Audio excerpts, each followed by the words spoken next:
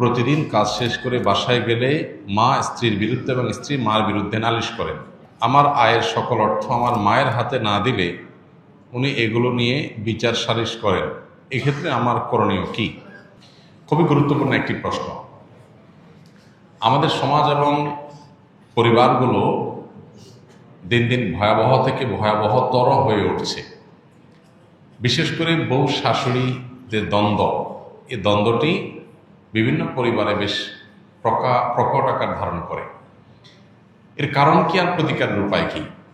দেখুন, এদেশ যেহেতু সংখ্যাগরিষ্ঠ মুসলিমদের দেশ, বেশিরভাগ মানুষের দেশে মুসলমান এবং অন্য ধর্মাবলম্বী যারা আছেন, হিন্দু বা অন্যরা, তারাও দিন শেষে ধার্মিক, তার ধর্মের ব্যাপারে তিনি যথেষ্ট শ্রদ্ধাশীল এবং সিরিয়াস। এটাই হলো এদেশের মানুষের বাস্তবতা।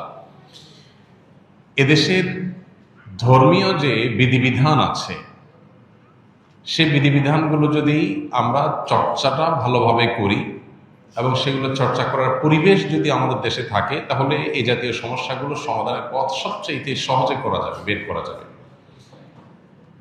কোরআন এবং হাদিস মায়ের বেশ কিছু অধিকারের কথা বলেছে, আবার মায়ের কিছু কর্তব্য দিয়েছে। ঠিক যেমনিভাবে বাবার কিছু অধিকার আছে, আবার বাবার কিছু কর্তব্যও আছে। একইভাবে স্বামী স্ত্রী পরস্পরের প্রতি অধিকার যেমন আছে, আবার কর্তব্যও আছে।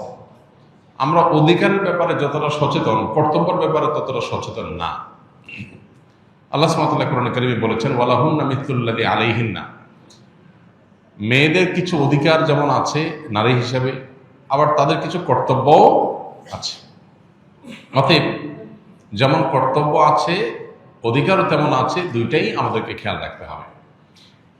বেশিরভাগ মায়েরা মনে করেন সন্তান হিসাবে দুনিয়াতে এসেছে আমার ছেলে আমার মেয়ে, অতএব তারা মরণ পর্যন্ত আমি যা বলবো সেই কথা মোতাবেকই চলবে।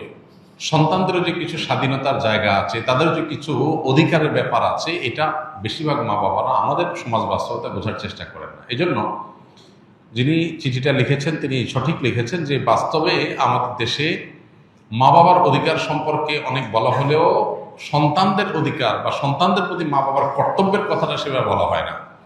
আলহামদুলিল্লাহ, এই বিষয়ে আমাদের একটা দীর্ঘ ভিডিও অনলাইনে আমাদের ইউটিউব চ্যানেলে, অন্যান্য সোশ্যাল মিডিয়ার প্ল্যাটফর্মে আমাদের আছে, যেখানে আমরা সন্তানের প্রতি বাবা মার কর্তব্য বা সন্তানের অধিকারগুলো কী কী সেগুলো আলোচনা করেছে এবং এগুলো আলোচনা আরও বাড়াতে হবে। সন্দেহ নেই যে সন্তানের অধিকারের তুলনায় বাবা মার অধিকার বেশি, এই জন্য সে আলোচনাটা বেশি হবে, এটা অস্বাভাবিক নয়। কিন্তু সেটাই শুধু হবে আর সন্তানদের কোনো অধিকারের কথা আলোচনা হবে না, বাবা মারা জুলুম করবেন, সেটা কখনো হতে পারে না। মা হিসেবে, বাবা হিসেবে সন্তানের মধ্যে জুলুম করলে তার বিচারও আল্লাহ তাআলা করবেন। এটা গুরুত্বপূর্ণ একটা বিষয়। আর বউ শাশুড়ির দ্বন্দ্ব মূলত হয়ে থাকে এই জন্য যে পরস্পরের প্রতি আমাদের করণীয় বা কর্তব্য সম্পর্কে আমরা জানি না। একটা সন্তান যখন প্রাপ্তবয়স্ক হয়, সে যখন উপার্জন করে, তার সকল টাকার পয়সা এনে মায়ের কাছে দিতে হবে, বাবার কাছে দিতে হবে, তারা যা খুশি করবে না, শরীয়ত এটা বলে না। শরীয়ত বলে সম্পদ যে উপার্জন করেছে এর ব্যাপারে অধিকার একমাত্র তার। হ্যাঁ, উপার্জিত সম্পদ থেকে মার চলার জন্য, মার বেঁচে থাকার জন্য, সুস্থতার জন্য, চিকিৎসার জন্য যেটা প্রয়োজন সন্তান হিসাবে সাধ্য অনুযায়ী, মায়ের নিজের না থাকলে বা দেওয়ার মতো ব্যবস্থা না থাকলে অবশ্যই সন্তানকে সেটা বহন করতে হবে। আর স্ত্রীর সর্বাবস্থায় স্বামী হিসাবে স্ত্রীর ভরণ পোষণ এটার ব্যবস্থা করতে হবে। এর বাইরে উদ্বৃত্ত টাকা সেটা ছেলে কি মাকে উপহার হিসাবে অতিরিক্ত দিবে, না স্ত্রীকে দিবে, না কাকে কত দিবে, নাকি আদৌ কাউকে না দিয়ে নিজের অ্যাকাউন্টে রাখবে, এটা একান্ত তার ব্যাপার। এখানে শরীয়ত মা বাবাকে ইন্টারফেয়ার করার অধিকার দেয় নাই সেইভাবে যেভাবে আমাদের অনেক মা বাবা মনে করেন যে তাদের অধিকার আছে। ছেলে বিদেশ গেছে, উপার্জন করে টাকা পাঠাবে সব বাপের নামে মায়ের নাম, তারা যা খুশি করবে, তারা সেখান থেকে বৌমাকে যা দেওয়া দিবে আর যা নেওয়া দেওয়া না দিবে না। এভাবে আসলে ইসলাম মা বাবাকে এতটা অধিকার দেয় না যে সম্পদ সারা জীবন যা কামাই করবে সব বাপ মা যা ইচ্ছা তা করবে। জি না, এই সুযোগটা নেই। অনেক মা বাবা এটা জানেন না এবং এখানে অনধিকার চর্চা করেন তারা। সন্তান হিসাবে অবশ্যই মা বাবার সামনে যত বেশি সম্ভব নিজেকে বিনয়ী করে তুলবে, সমর্পণ করবে, তাদের কথা মতো চলার চেষ্টা করবে। তাদের লাগবে 10 টাকা, সম্ভব হলে 15 টাকা দিবে। তাদের যা দরকার তার চেয়ে বেশি দেওয়ার চেষ্টা করবে, তাদের চাহিদার চাইতে বেশি সেবা করার চেষ্টা করবে। এটি সন্তানের জায়গা থেকে তার মানসিকতা থাকা উচিত, মা বাবার প্রতি কর্তব্য বোধের জায়গা থেকে। তারা আমাদের মা বাবা, আল্লাহর পরে তাদের সদাচরণ করার গুরুত্ব সবচেয়ে বেশি আল্লাহ বলতেন পরে। অতএব সেটা খেয়াল রাখবে। কিন্তু মা বাবা এর মানে এই না যে সব কিছু মা বাপ নিয়ন্ত্রণ করবে, জি না। এখান থেকেই সংসারে অশান্তিটা শুরু। মা বাপ জানে না তাদের অধিকারের রূপরেখা কি এবং কতটুকু সীমানা আছে। এর বাইরে তারা মা বাপ হিসাবেও অধিকার চর্চা করতে পারে না বা তাদের ক্ষমতা তারা জাহির করতে পারে না। এটা আমাদের সমাজে জানাশোনা নেই। এই জায়গা থেকে সমস্যাগুলো তৈরি হয়। একটা হাদিস আছে, সেখান থেকে কিছুটা অনেকে ভুল বোঝেন। হাদিসটার হলো এই, নবী সাল্লাল্লাহু আলাইহি ওয়াসাল্লাম বলেছেন, আনতা ওয়া মালুকা লি আবিক, তুমি এবং তোমার যাবতীয় এবং সমুদয় সহায় সম্পদ সব তোমার বাপের, মায়ের, বাবা মায়ের। এই হাদিসের মানে অনেকে মনে করেন যে কেউ যা কামাই করবে সারা জীবন যত কিছু করবে সব বাপ মা।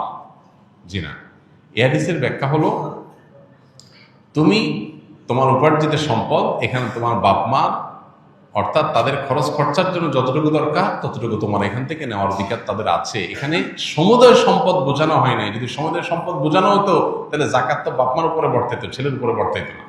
কারণ সম্পদ যদি একজনের হয়, জাকাত তো আরেকজনের উপরে বর্তাবে না। এরকম আরো বহু প্রশ্ন তৈরি হবে।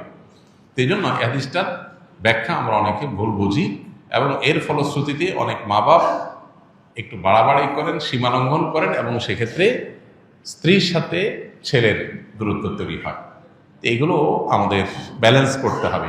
এবং একইভাবে আপনার সম্পদের ব্যাপারে স্ত্রীরও এই মানসিকতা থাকতে হবে যে স্বামী তার উপার্জন করার পর আমার ভরণ পোষণ ঠিকঠাক মতো দিচ্ছেন কিনা। যদি দেন, এরপর বাকি সম্পদ তিনি কি করবেন, তিনি কি তার মাকে দিয়ে দিচ্ছে অতিরিক্তটা, না ভাইকে দিয়ে দিচ্ছে, বোনকে দিয়ে দিচ্ছে, এটা একান্ত তার ব্যাপার। আমার এটা নিয়ে মাথা ঘামানোর দরকার নাই, হেডেক নেওয়ার দরকার নেই। বেশিরভাগ মহিলাই অহেতুক পেরেশানি করে নিজেও কষ্ট পায়, সংসারটাকে অশান্তি করে। আমার পরিচিত এরকম আত্মীয় স্বজনের ভিতরে এরকম মেয়েদের কথা জানি যে স্বামী লক্ষ লক্ষ টাকা ধরা খাচ্ছে, কোথাও কাউকে দিয়ে দিচ্ছে, কোনো ভাবনা নেই। আমার তো এটা দেখার দরকার নেই। আমার দেখা দরকার হলো যে আমার ছেলে মেয়ে এবং আমার ভরণ পোষণের ব্যবস্থা সে করছে কিনা। সেটা যদি সে না করে, আমার অধিকার যদি সে খর্ব করে, সেগুলোও যদি সে মানুষকে দিয়ে দেয়, তাহলে অবশ্যই আমি সেখানে দাবি তুলব, যথাযথ নিয়মে আমি আর্গুমেন্ট করব। কিন্তু আমি আমারটা যথাযথ পাচ্ছি, আর দরকারটা কি? বেশিরভাগ মহিলারা স্বামীকে চায় কবজার ভিতরে আনতে, কন্ট্রোলের ভিতরে আনতে, যে আমার কথা উঠবা, আমার কথা বসবা, আমার কথা এদিক ঘুরাবা, আবার এদিক ঘাড় ফিরাবা।